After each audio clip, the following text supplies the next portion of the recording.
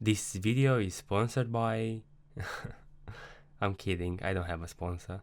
Honestly, I kinda wanted to steer away from rom-coms for a while. I've been reading too many of them lately, and even though they are low-key my favorite genre of manga, I am a sucker for romance, what can I say?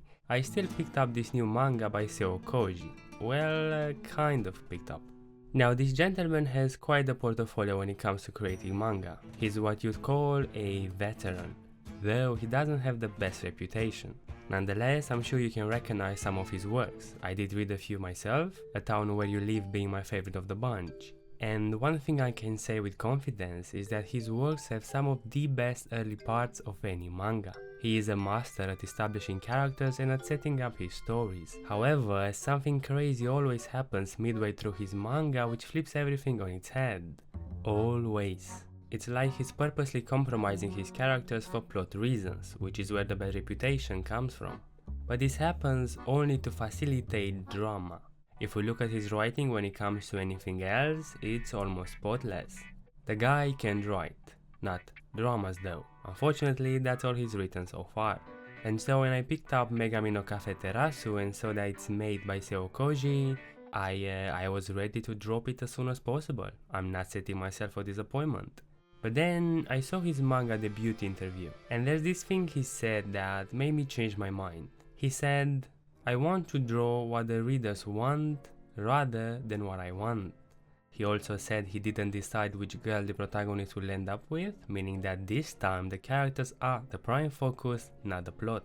He also claims that this manga is the culmination of everything he's done over the past 20 years. So maybe I got a little bit inspired by his words and picked up the manga to honor his claim. And hey, it might have been a great decision because 50 chapters in and Megami no Cafe holds up to his statements. And so what is it about? Hey, does anybody want coffee? Who wants coffee? I just made a fresh pot of coffee. Does anybody want coffee?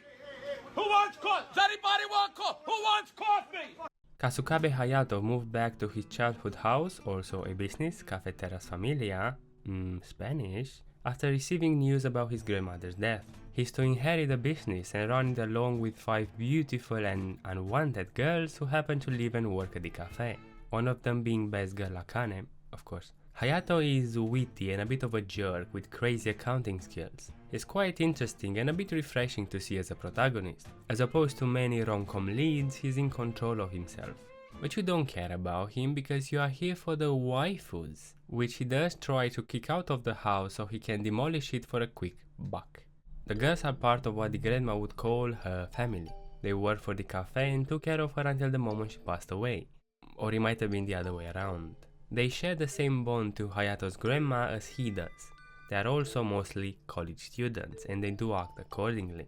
Which, man, let me say that it really shows and makes the progression of the story smooth as fuck. It's one of the most coherent I've seen in too long. And the character development is so sweet. The hand of a veteran mangaka can definitely be seen. Now, some of the girls do have more prominent traits, like Ami, the energetic and athletic type, Shiragiku, the shy but perverted type, Riho's a fashionista, possibly tsundere, definitely tsundere, Mad Dog Makusao is pretty much just Itsuki from the Queens, and Akane, the best girl. But interestingly enough, they do not thrive on those traits alone. Akane oozes this calm and collected attitude, maybe a little bit emotionless, who seems like she doesn't care too much about anything. In whip terms, a bit of a kudere. And I was waiting to see what's her gimmick. Does she have a secret passion she's embarrassed about? Is she an undercover agent? What is it? She's a fucking singer, yo, let's go! But then I read this scene and... holy shit, she's actually normal. A normal girl. And before you jump to the conclusion that I've never met an actual real girl before, bear with me. Usually, in the world of rom-coms, whenever the protagonist calls a girl cute, they'll do one of the 3 things. Call him gross, blush or hit him. It's against the law to react in any other way. So having a girl actually thanking the protagonist for the compliment, oof, such a bold move on the mangaka, let me tell you. No, but seriously, Akane seems like such a genuinely cool person who's well grounded and behaves in a realistic manner. And that applies to the rest of the cast too. Not equally though. But hey, let's not get ahead of ourselves. There is more than meets the eye to everyone. But I need to come back to this protagonist. He's really the cake and the cherry on top. He calls the girls out on their lazy attitudes, tells them to own their shit, all that with a bit of a smug, and he is not shaken at all. They can try anything, but he is in control. Even when he's overwhelmed by something, he is a bit hesitant but does ask for help right away. It's just a blast following him. There is this scene where Riho calls Hayato out on his weak resolve.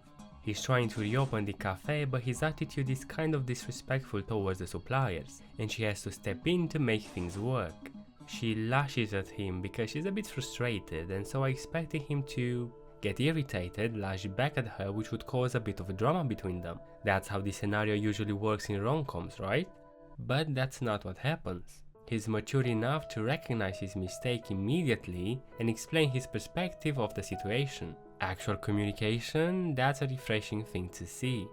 Not as refreshing as a follow-up blatant panty shot, what the fuck dude, but hey, I can get over that. Yeah, there are some fanservice scenes early on, especially in the first chapter, but they do tone down quite a bit. As for the plot itself, well, there's not that much going on. I mean, yeah, it's kind of... Wait a second, what am I reading?